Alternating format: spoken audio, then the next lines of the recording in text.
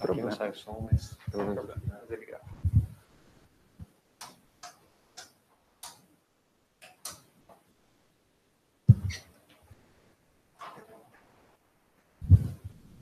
Bom, então vamos lá. Rodrigo, R4 agora.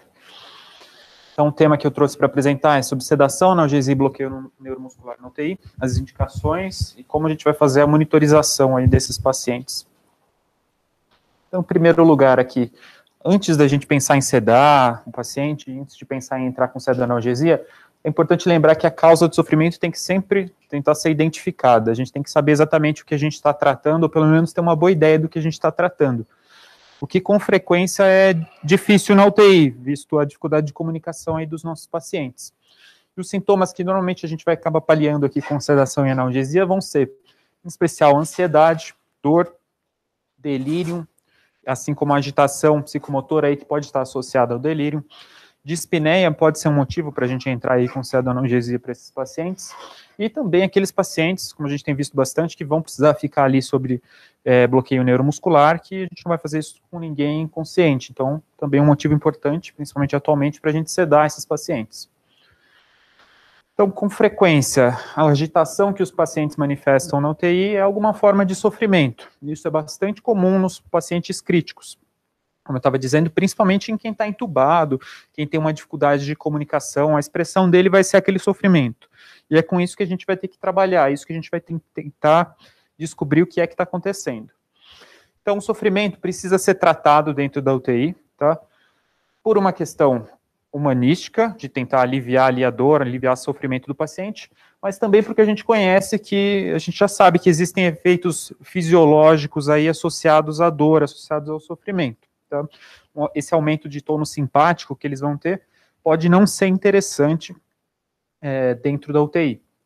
Então, existem aí trabalhos estudando esses efeitos de um tônus adrenérgico aumentado relacionado à dor, e a gente sabe que isso prejudica retorno à função pulmonar normal do paciente, o fato dele estar com dor dentro da UTI.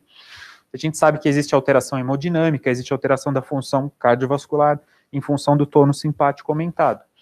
A gente percebe que imobilidade acontece no paciente com dor, que num pós-operatório que não tem uma analgesia adequada, por exemplo, e da imobilidade decorre aí também um risco aumentado de fenômenos tromboembólicos. Assim como limita a recuperação no pós-operatório. A gente vê que o paciente com dor não ventila adequadamente, o dreno de tórax não funciona bem, ele faz a telectasia. Então, é de fato bastante importante a gente ter recursos aí para analgesia. Então, a analgesia dentro da UTI não tem muito uma fórmula específica de como seguir, isso é algo que vai ter que ser individualizado, e a gente vai ter que reavaliar esse paciente de forma seriada, tá? E otimizando o nosso tratamento à medida que ele vai decorrendo, tá? E sempre lembrar da possibilidade daquele paciente que está agitado, que a gente está pensando se não precisa fazer sedação, de a causa disso tudo ser dor. Então, não faz mal a gente tentar analgesia antes de sedar esse paciente. Ok, então a gente já sabe que vai tratar a dor, a gente já sabe que vai entrar com analgésico e os motivos pelos quais a gente vai fazer isso. Agora, uma vez que a gente opte por entrar com analgésico, como que a gente vai fazer essas avaliações seriadas? Como a gente vai checar se a nossa analgesia está funcionando? Então, existem para os pacientes colaborativos algumas escalas aí que podem ser aplicadas, tá? Até validadas para isso. Então, a primeira delas aqui mais simples é o VAS. É uma escala visual analógica, uma régua onde o paciente vai apontar um extremo sem dor, outro uma dor intolerável, e ele vai apontar em algum local aí no meio. A gente pode aplicar escalas aí descritivas também, que ele pode te dizer se ele não tem dor, uma dor leve, uma dor moderada, uma dor grave ou extremamente grave. Lembrando que isso para os colaborativos. O termômetro aqui da dor, que é bastante semelhante aí a essas outras escalas visuais analógicas, e a escala numérica visual horizontal, que talvez seja o que é mais usado em estudos para UTI, e que a gente tem aqui os números e a descrição do contínuo na régua, onde ele vai apontar a dor dele. A gente pode confiar também em as informações que vêm aí de proxies, tá? Em UTI aberta, é o acompanhante, alguém que está acostumado com aquele paciente, o cuidador daquele paciente, às vezes ele compreende muito melhor do que a gente o que aquela expressão de sofrimento significa, né? Parâmetros fisiológicos. Lógico que isso não é algo que isoladamente a gente possa tirar muitas conclusões, mas vale a pena também ficar de olho, assim como os anestesistas ficam no centro cirúrgico, em frequência cardíaca, PA, ETCO2, saturação do paciente, são todos dados aí que, juntando tudo, podem contribuir para a gente entender se é falta de analgesia o que está acontecendo. Tá? E no paciente que não é colaborativo, e no paciente que está entubado, que a gente não consegue se comunicar, que não vai conseguir apontar nada para mim. Esses pacientes, existem algumas escalas aí validadas para uso, tá? Que são, por exemplo, o BPS, o Behavioral Pain Scale, tá? Que existe uma versão para pacientes entubados, existe uma versão para pacientes não entubados, mas que não sejam colaborativos aí com informação. Assim como o CPOT, que eu vou mostrar essas escalas na sequência, mas elas são bastante semelhantes entre elas, tá? Então, o Behavioral Pain Scale, a gente vai avaliar aqui 3 domínios. Então, a expressão facial do paciente, tá? E eu vou pontuar entre 1 e 4, tá? Se ele está fazendo careta, se ele está mostrando tensão ali nas sobrancelhas, se ele está tenso ou se ele está mais relaxado. Em relação à movimentação dos membros, se ele está totalmente relaxado, uma flexão parcial, ou se ele está retraindo, se opondo ao cuidado, tá? E no entubado, eu vou olhar a ventilação. O quanto esse paciente está sincrônico, ou ele está brigando com ventilação, ou não estou conseguindo nem sequer ventilar ele dessa forma. Pode ser uma expressão de que esse paciente está tendo dor, tá? E que a gente, somando isso daqui tudo, um valor maior do que 6, sugere que eu devo otimizar essa analgesia, tá bom? Isso foi proposto aí nessa descrição. É semelhante do paciente que está estubado e confuso. Ele, novamente, a face, novamente aqui a movimentação de membro superior. A única coisa que a gente vai substituir a sincronia com o ventilador por vocalização. Então vai ser a gemência, o quanto frequente é aquele paciente que está sempre gemendo, ou não, ou se ele expressa mesmo, vocaliza sinais ali que pareçam dor, eu vou pontuar isso de acordo com o que eu estou vendo. E é o mesmo valor de referência, aí, o mesmo corte para a otimização de analgesia. A outra ferramenta, que é o CPOT, ele é bastante semelhante. Quando a gente vai ver também expressão facial, tá? Movimentação do corpo, movimentação de membro, e aqui no final também sincronia com o ventilador ou vocalização. Então são duas escalas bem semelhantes, aqui é só um valor maior que 2, lá um valor maior do que 6. Ok, analgesia, então, a gente vai fazer nessas indicações e monitorizar dessas formas. Agora, sedação, quem aqui precisa de sedação dentro da UTI? A gente vai fazer para controle de ansiedade, tá? Principalmente, a forma mais comum é reduzir o estresse da ventilação mecânica, tá? Então, com frequência, os nossos pacientes precisam de alguma sedação para ficarem bem em ventilação. Além disso, alguns pacientes mais agitados precisam de sedação como uma forma aí até de se proteger e de proteger a equipe, tá? Então, sedação tem essas indicações e a gente sabe que nos pacientes críticos, elas são associadas a eventos adversos, tá? Principalmente porque eles têm uma dinâmica diferente. Então, os pacientes já têm disfunções orgânicas, a absorção dos fármacos é inconsistente, dependem alguns de ligação proteica, tá? E a gente vê com frequência aí pacientes com albumina muito baixa, por exemplo, eles têm instabilidade hemodinâmica, eles vão acumular medicação, então pacientes que estão sujeitos aí a eventos adversos com a sedação. Então a gente vai ter que ter um pouco mais de cuidado, tá? E aí em relação a quanto usar de sedação, eu não vou me ater muito a isso, mas a gente já sabe aí desde 2010, aquele trabalho clássico do John Kress sobre o despertar diário, em que ele conseguiu aí reduzir tempo de ventilação mecânica, tempo de permanência na UTI, através da redução aí da sedação dos pacientes, com despertar diário, usando uma dose menor de midazolam, ele conseguiu atingir aí, tanto para permanência na UTI, quanto para tempo em ventilação mecânica, uma redução desses prazos. 10 anos depois, aí, um grupo da Dinamarca também, através de um trabalho sem sedação, propôs deixar ele sem sedação, conseguiu também reduzir tempo de ventilação mecânica e permanência na UTI, certo? Já 10 anos depois, do ano passado, esse aqui é aquele trabalho não SEDA que a gente até chegou a discutir, que propôs sedação leve versus não sedação. E aqui a gente já não encontrou diferença, nem mortalidade, nem permanência na UTI, nem tempo de ventilação mecânica, tá? Com poucos eventos adversos, mas lembrando que no trabalho ele deixa claro que Na Dinamarca, eles têm uma proporção de enfermeiro para o paciente de 1 para 1. Então, já que a gente passa longe dessa proporção e que uma sedação mais leve não parece ser muito mais prejudicial do que ficar sem sedação, então, para a nossa realidade, talvez sedar os pacientes naquela indicação, mas sedar os pacientes mais de leve, tá? E aí, como que a gente vai ver essa sedação mais leve? A gente tem algumas escalas que servem aí para monitorizar o nível de sedação dos nossos pacientes. 3 aí principais que eu trouxe para cá, que são as 3 que a gente mais vê. Essa é o SAS, que vai de 1 até 7. 7 é o extremo do paciente mais agitado, aquele paciente que representa risco para si e para a equipe. E 1, aquele paciente que está totalmente apagado, que não interage em nada com o meio. Falamos aí que a gente também vê aqui em alguns trabalhos, é o inverso. O 6 é o paciente que está sem interação com o meio, e o 1 é o paciente que está agitado, tá? E o RAS, que eu acho que é o que a gente acaba usando mais aqui no nosso dia a dia nas descrições aí, monitorização de sedação, que vai de 4, mais 4 positivo, até menos 5. Então, o RAS menos 5, aquele paciente totalmente apagado, não interage em nada, e o 4, paciente que quer bater em todo mundo. 0, calmo e alerta. Ok. Mas essas escalas são, assim, um tanto quanto subjetivas. Depende um pouco do examinador, vai ter um pouco de variabilidade aqui, tá? Então, uma ideia que apareceu é, será que a gente não consegue dar um tom mais objetivo para essa avaliação da sedação? Será que eu não conseguiria mais ou menos colocar um número ali? E nesse sentido, é que se vem fazendo algumas experiências aí com o BIS, tá? O que é o BIS? É um dispositivo, tá, conectado aí por alguns eletrodos, que vai monitorizar alguns canais, assim, de eletroencefalograma mesmo. Ele vai ver monitorizar a elétrica do encefálico, tá, em 4 canais apenas. E aí ele tem um algoritmo ali próprio dele, que através desses sinais que ele recebe, ele vai tentar traduzir isso aqui em um número, tá?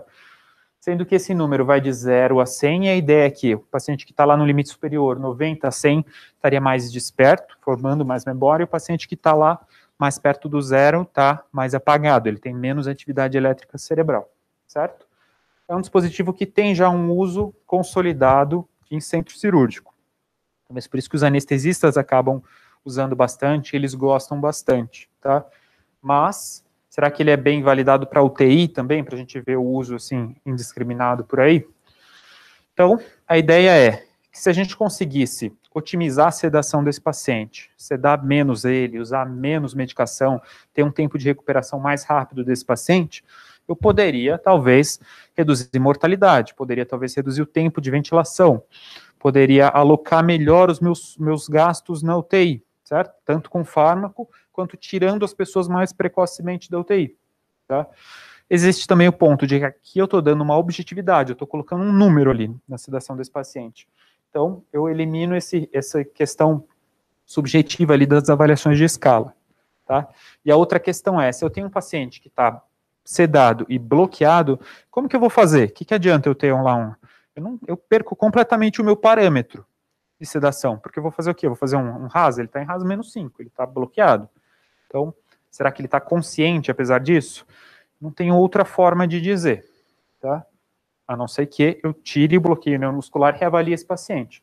Mas, do contrário, não dá para saber, tá? Então, o BIS poderia vir a calhar nesse contexto, bloquear no paciente bloqueado, tá?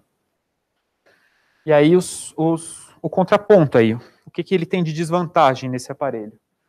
Posicionamento dos eletrodos, a aderência dos eletrodos, vai bem no primeiro dia. Eu tenho visto alguns lá no INCOR, e passa alguns dias, descolou, já era, não funciona mais e não dá mais para usar, tá? Perde-se. E é caro substituir os eletrodos ali.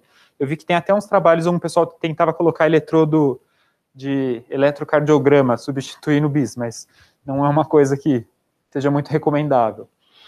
Tem interferência de equipamento elétrico ao redor. Os pacientes críticos já têm sinais anormais de base, tá? Então, pode ficar um pouco mais difícil a interpretação do que a gente está vendo ali.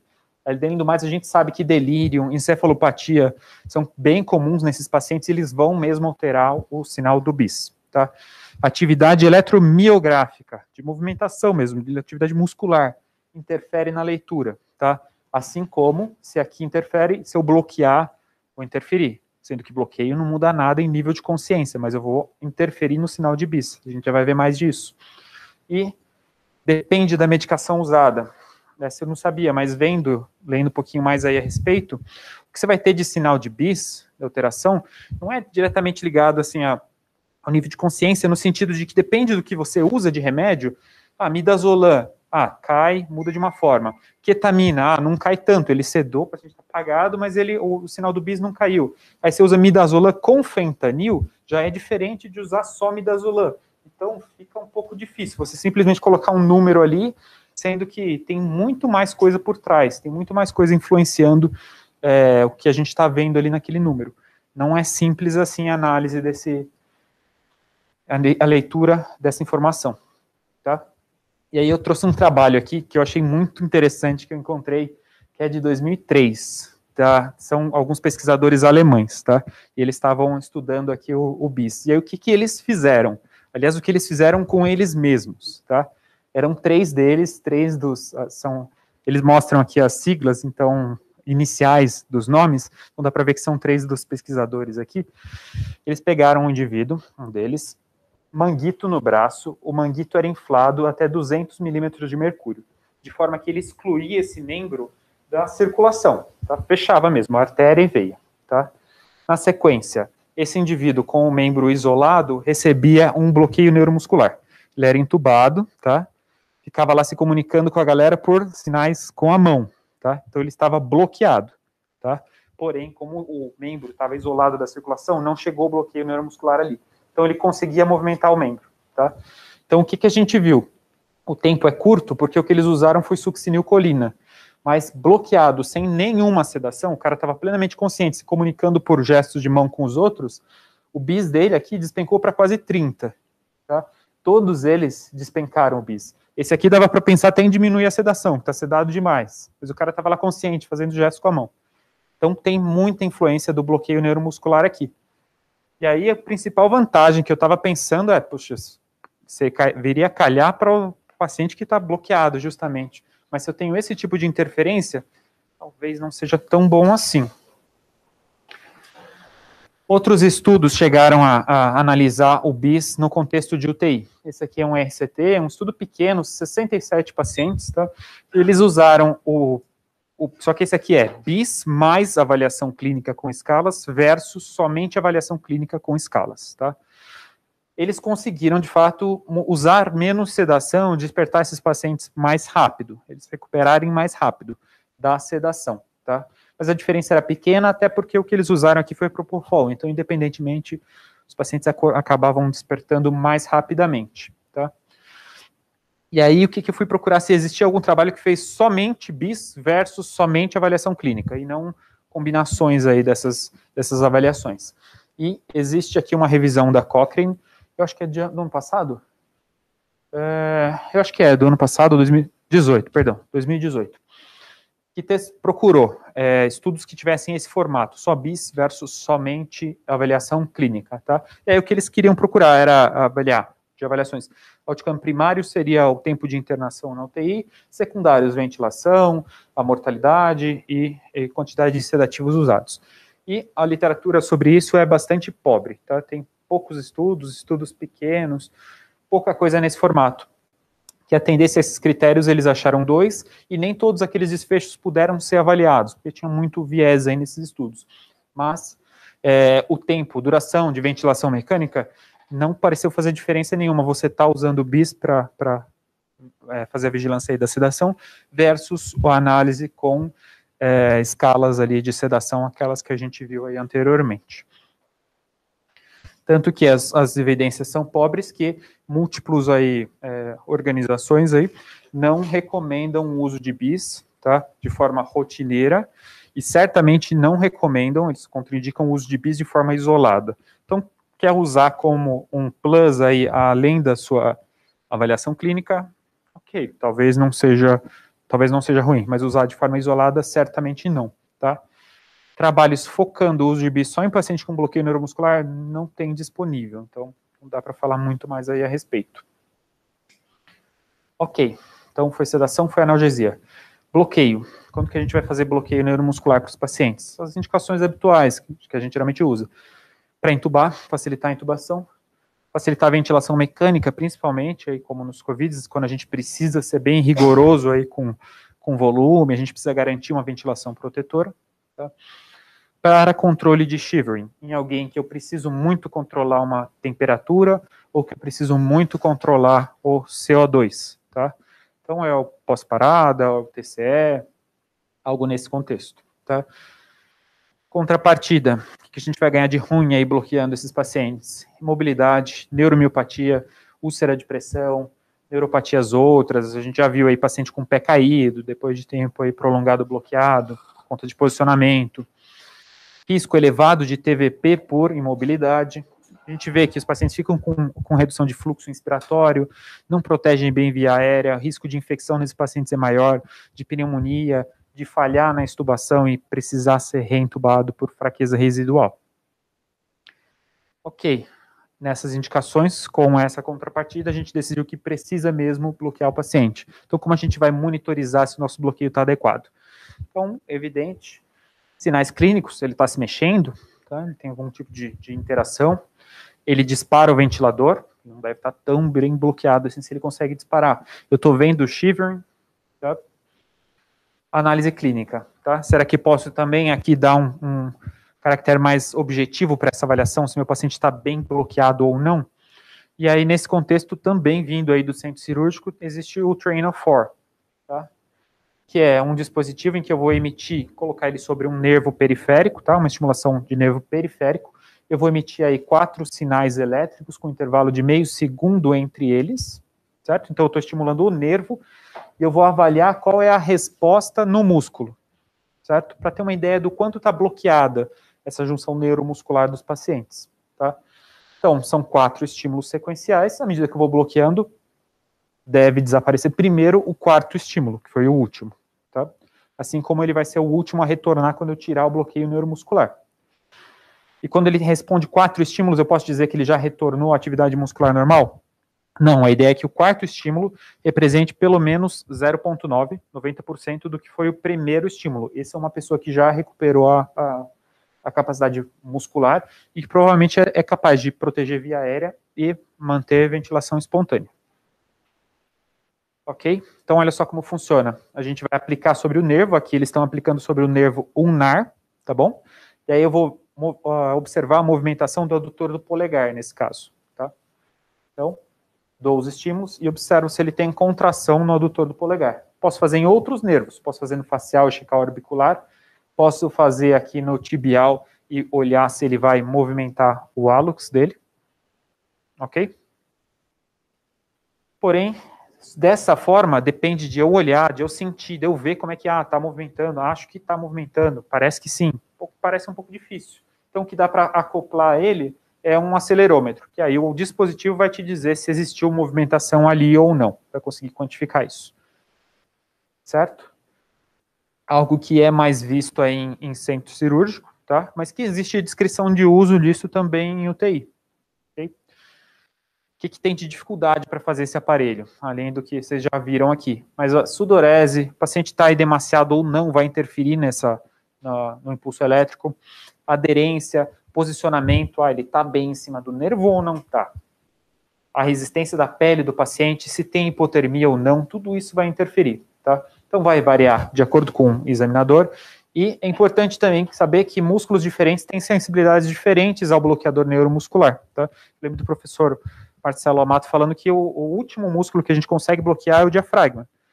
Então, fiquei pensando, se eu coloco um Train of 4 e vejo lá que, tá bom, o adutor do polegar parou, mas o paciente está entrando no ventilador. E aí? Vou ter que bloqueá-lo mais da mesma forma. E foi o parâmetro clínico que me disse, no final das contas, que eu precisava fazer isso. Então, prós e contras aí desse dispositivo. Tá? Já foi tentado usar em UTI, em alguns trabalhos, eu vi aqui alguns RCTs que tentaram usar como forma de diminuir o uso de bloqueio neuromuscular, fazer um bloqueio talvez mais na medida para que quando eu queira tirar esse paciente do bloqueio seja mais fácil, tá? Então aqui foram 67 pacientes, eles estavam usando V-curônio, tá? E conseguiram aí recuperar a função neuromuscular, recuperar a ventilação espontânea, um pouco mais rápido do que o grupo controle, em que era realizado o bloqueio só por parâmetros clínicos, certo? Então, função neuromuscular e ventilação espontânea retomada aí mais precocemente, tá? Esse é um outro estudo aqui, também de 97, assim como aquele anterior, 20 pacientes com Train of 4, 20 pacientes em avaliação clínica, tá? Aqui o que eu achei interessante nesse estudo é que no lado da avaliação clínica, a cada 12 horas, eles reduziam o bloqueio neuromuscular e observavam quando o paciente começava a entrar, quando ele começava a se movimentar, para saber onde estava o limiar ali do bloqueio, isso no grupo clínico, e depois voltavam só um pouquinho acima, tá? Eu não sei vocês, mas eu não fiz muito isso aí no último ano nas UTIs, mas acho que é uma ideia interessante para você tentar sempre manter um nível de bloqueio ali um pouco mais superficial. Enquanto o paciente, o grupo do Train of 4, eles queriam três estímulos, 3 twitches. Sem diferença na quantidade de atracúria que os pacientes precisaram no final das contas, assim como sem diferença em tempo de recuperação do bloqueio neuromuscular. Então, aqui não fez diferença. Tá? Aqui outro RCT publicado na Chest em 2004, 16 pacientes com Train of 4, 14 pacientes com avaliação clínica, e esse também um resultado negativo. Tempo de recuperação, aqui igual, sem diferença estatística, assim como a dose de cisatracúrio que precisou ser usado no estudo, também foi igual entre os dois grupos. Então, não pareceu ser muito vantajoso aqui usar o Train of 4. Então, só estudos pequenos, 1 positivo, 2 negativos aí dentre os RCTs, mas dispositivos aí bastante sujeitos a vieses. É isso. Obrigado.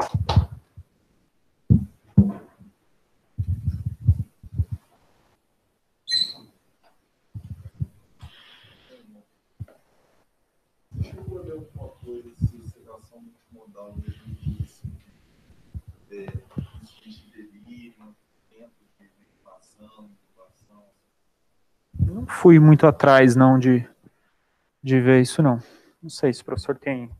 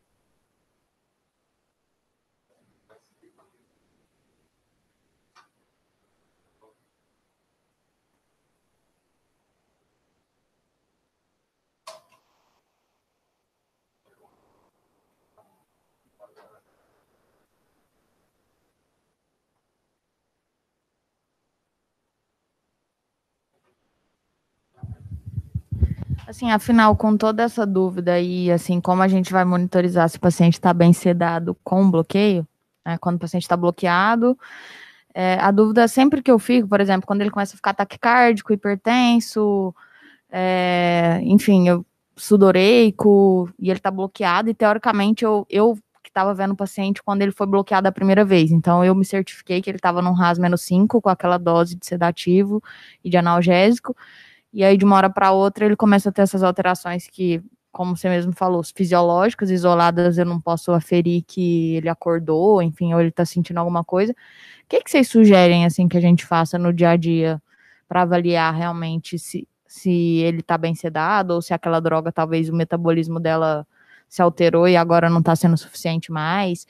Assim, eu fico sempre na dúvida se vale a pena fazer um bolos para ver se aquilo ali temporariamente volta a ficar bom para depois subir a droga. O que você acha? Bom, eu acho que minha resposta é bem empírica. Eu acho que é Me parece razoável a ideia de fazer um bolo, se você está ali do lado para observar, ver como é que vai ser a resposta disso. E eu achei interessante o que estava nesse último trabalho, de uma vez ali a cada 12 horas, ou de repente uma vez por dia, talvez tentar superficializar ali o bloqueio muscular e ver o que a gente consegue tirar de informação ali, até para ferir até esse tipo de questão, né? Será que o que eu estava dando de medicação ainda é suficiente? Será que alterou a cinética dessa droga? Não sei se o professor tem alguma ideia diferente, mas eu acho que talvez...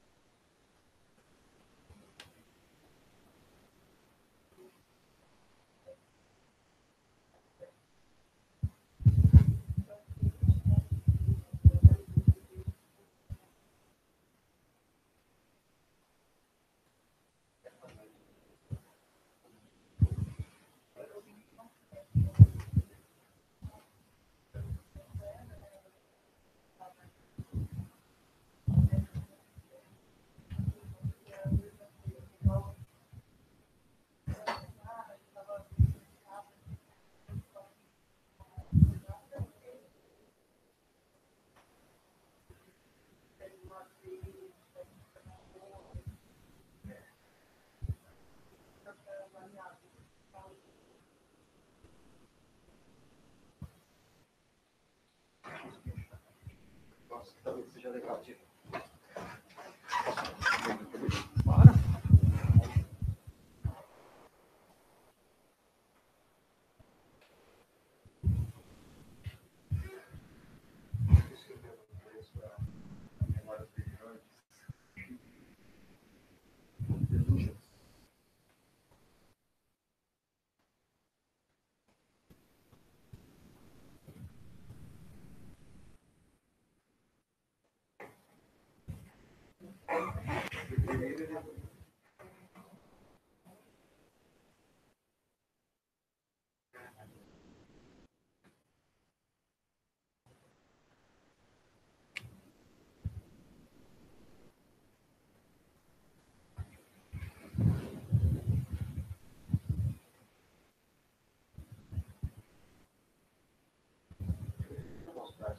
É bem legal assim.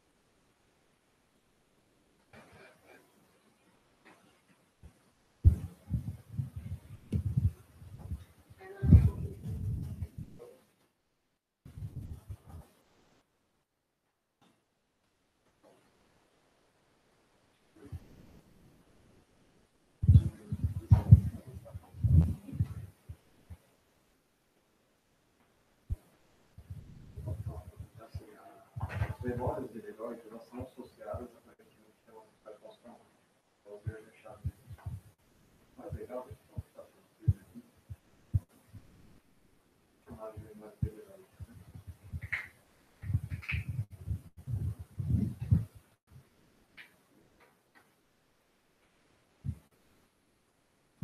Eu acho que tem um quadrinho.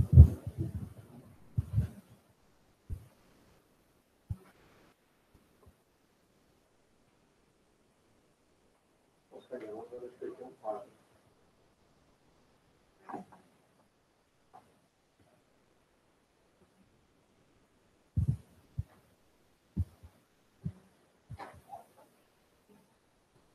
Só lembrar que estresse pós-traumático está associado a uma definição de qualidade de vida. Isso aqui foi para 28 dias. Eles entravam 28 dias depois. Você foi aqui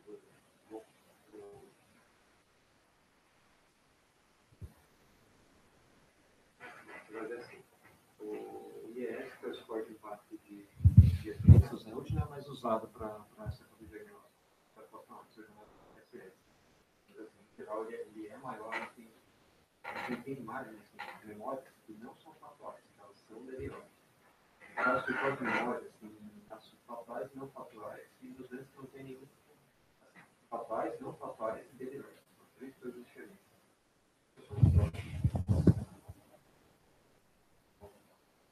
Isso aqui. Então, assim, o que tem de asterisco são as memórias concretas, que os doentes levavam do tempo. Família, alarme, voz, luzes.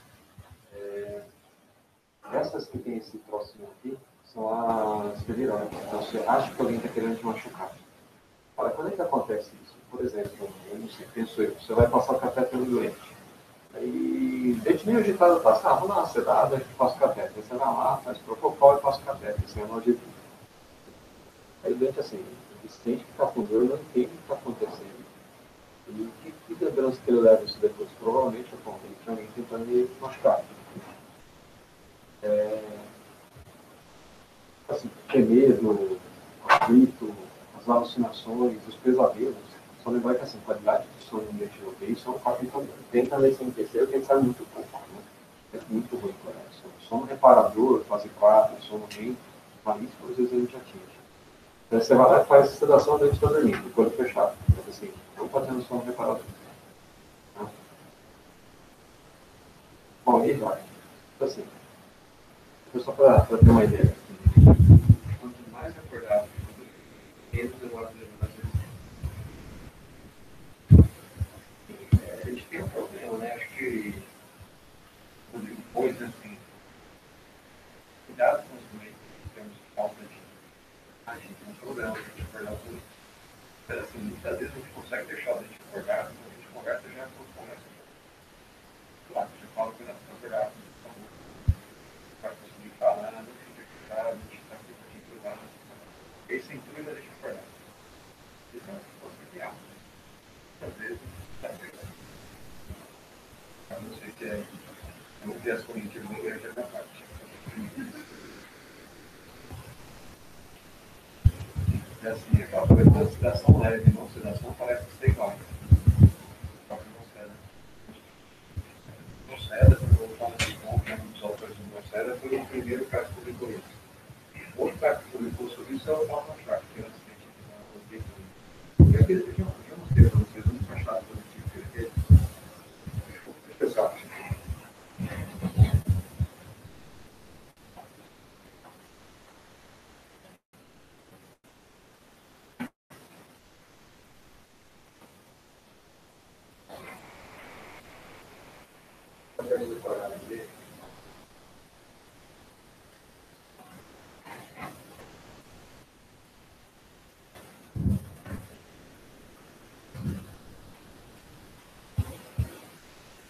tinha um cidadão que trabalhava aqui, que eu não lembro quem é.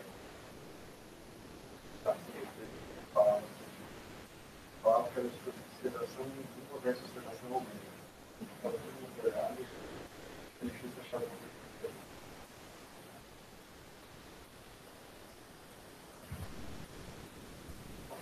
A pergunta principal dele era dentro de ventilação mecânica, dentro de estágio de ventilação mecânica. Mas, ele foi o único que mediu coisas fisiológicas. Usou muito menos prova, muito menos sedação. Assim, ele estava sendo tirar uma cochila. Uma coisa diferente que ele achou, daqui dos dias de hoje, pode ser que seja um. Isso é bom. Quando corrente ele subiu possível, foi o do então, com o valor corrente.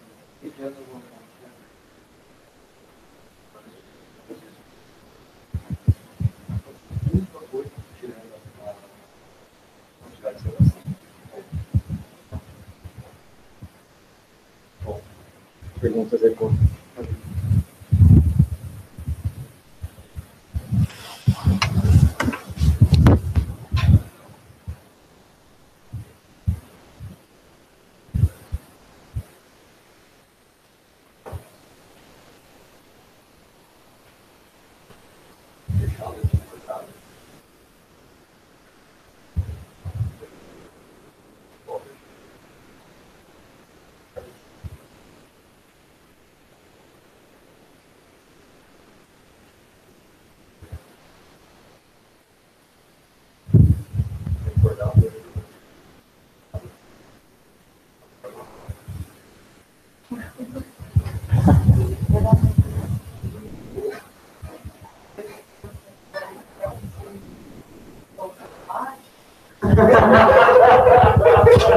Eu tinha colocado essa figura, mas falei, não, estou polemizando demais, não vou colocar. Pizza chocolate, toffee bala. Mas não sei. Acho que é difícil, não vi embasamento assim para realmente, a gente precisa comprar um bis. Acho que não. E tem bastante bis. Não sei se na UCO você tem bis na UCO, não. Na UCO não. Na REC tem bastante bis. E não sei, sabe, às vezes tá dentro, às vezes você vê um negócio que tá meio fora, assim, tipo, 90, e o cara tá lá pagadaço, assim.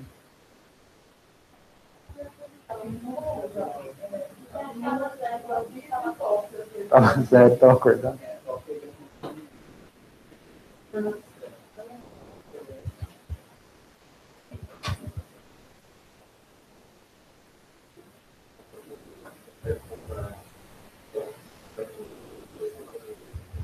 É mesmo, certeza. Mas num lugar que tem disponível, você acha que vale usar ou não? Não deixar passar assim, ou você não avaliar clinicamente com a política que você está vendo. Isso que seria realmente contraindicado. Deixar de avaliar e, um bis tá bom. Mas se quiser usar como algo a mais, assim, você está esbanjando recursos, eu também acho que não é uma coisa, tipo, nossa, vamos fazer mal, acho que não. Mas respeitando ali a ideia de que se eu tiver em dúvida entre o número que eu estou vendo aqui ou o que eu estou vendo no paciente, talvez eu vá mais pelo que eu estou vendo no paciente.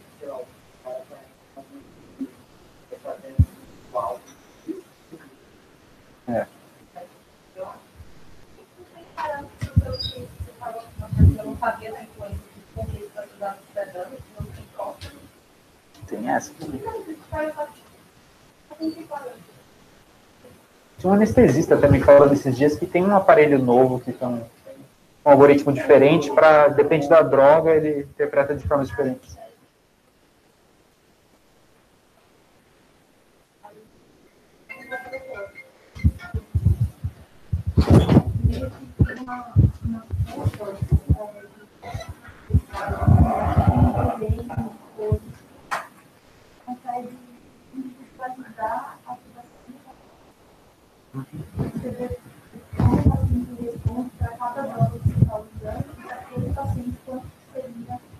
Olhando o cálculo da droga esperada para cada paciente. Aí você não compara o número absoluto, você compara uma curva em relação a uma curva mais normalizada e você vê que para ele seria o ideal, inclusive com combinações da classe. Só que isso é assim, é muito... É outra ciência, né? Tipo... É outra ciência.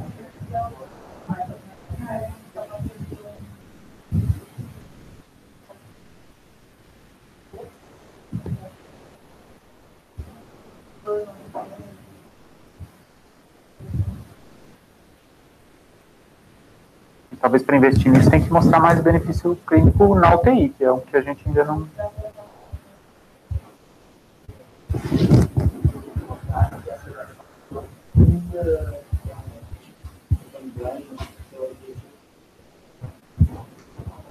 É.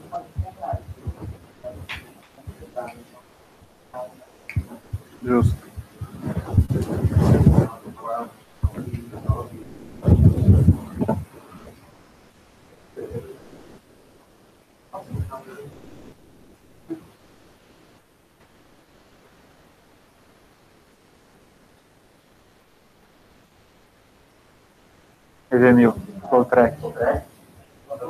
Flow Track. Monitor de débito. Débito.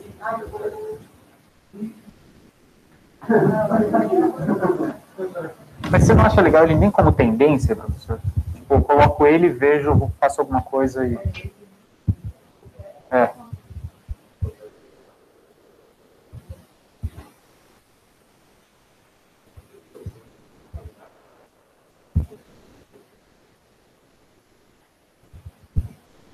Eu ia falar, o vídeo não faz mal, mas não parece que com alguém que é mais uma poluição ali.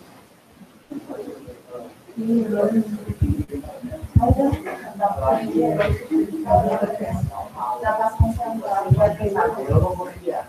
Mas eu estou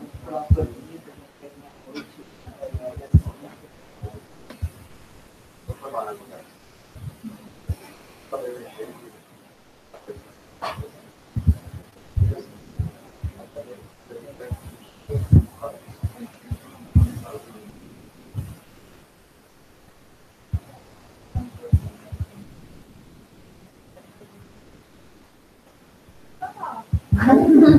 Decorando ali, ó. Não, mas eu achava isso, eu achava que também só estava lá, mas eu descobri que muita gente toma conduta ativa baseada no número. Eu também, eu nunca, tipo, eu não prestava atenção ou na minha evolução, não achava até que faria nada.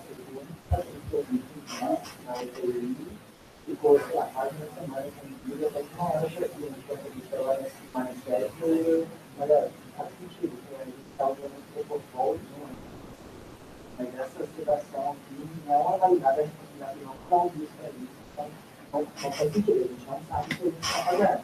Então, uma semana seguindo, uma perna apagada.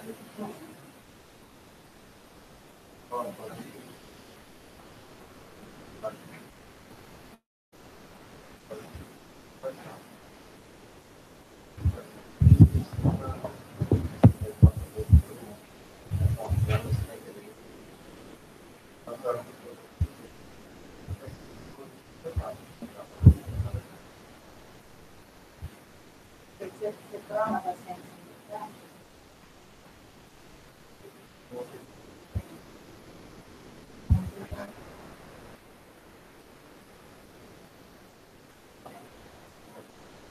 Dá para virar.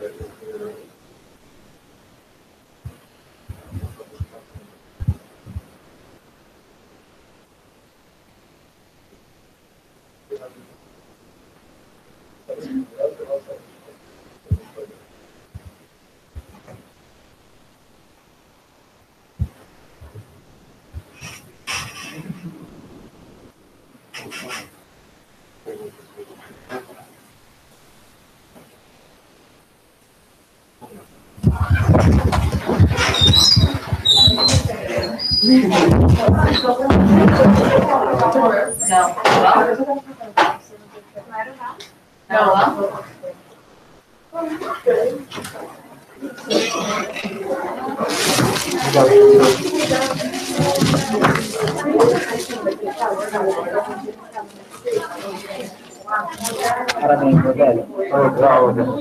Vai comer mais?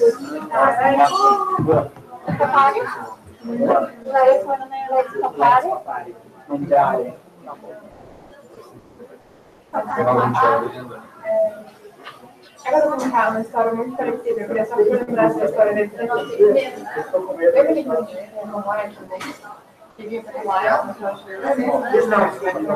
mas no final, aí ele falou super bem, ele tem um tempo para não ter ele ficava com 10 turmas no meu acordado. E aí a gente resolveu estudar na